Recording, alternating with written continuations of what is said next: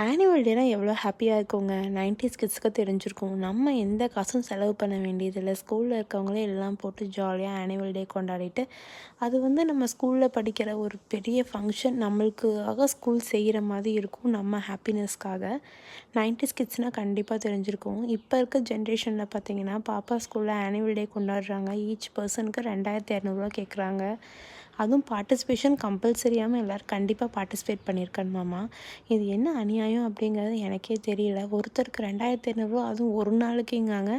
அந்த ட்ரெஸ்ஸையாவது நீங்கள் போட்டிருக்க ட்ரெஸ்ஸை கொடுப்பீங்களா அப்படின்னு பார்த்தா அதுவுமே இல்லை. அதுவும் ரெண்டலுக்கு தான் எடுக்கிறாங்களாமா. அப்புறம் எதுக்குப்பா இந்த 2200 அப்படின்னு அப்படியே போய் சண்டை போட்டு கேட்கலாமா தான் தோணுது. ஆனால் நம்ம எதுவும் கேள்வி கேட்க போனால் நம்மளுக்கு கூட சப்போர்ட்டுக்கு 4 பேர் வந்தால் தான் இந்த காலத்தில் மதிக்கிறாங்க.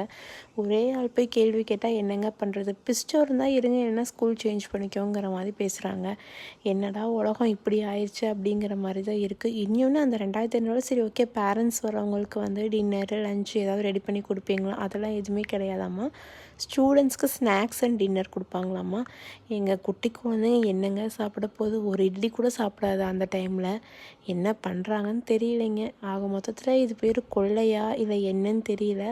ரொம்ப அநியாயம்தான் பண்ணுறாங்க. நம்ம இது எல்லாத்தையும் சகிச்சுட்டு வாழ வேண்டியதாக தான் இருக்குது. கட்டுற ஃபீஸுமே இப்போ ஃபஸ்ட்டை விட எல்லாமே அதிகமாகிடுச்சு. இருந்தாலும் இந்த மாதிரி ஆனுவல் டேக்கும் ஏன் கொள்ளையடிக்கணும் அப்படிங்கிற மாதிரி எனக்கு தோணுது. இது என்னோடய பாயிண்ட் ஆஃப் வியூ.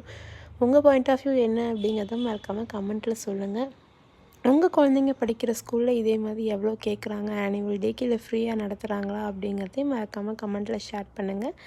நெக்ஸ்ட் வீடியோவில் பார்க்கலாமா? இந்த மாதிரி என் வீடியோஸ் பிடிச்சிருந்தா மறக்காமல் என்னை சப்ஸ்கிரைப் பண்ணி வச்சுட்டு லைக் பண்ணுங்கள், ஷேர் பண்ணுங்கள்.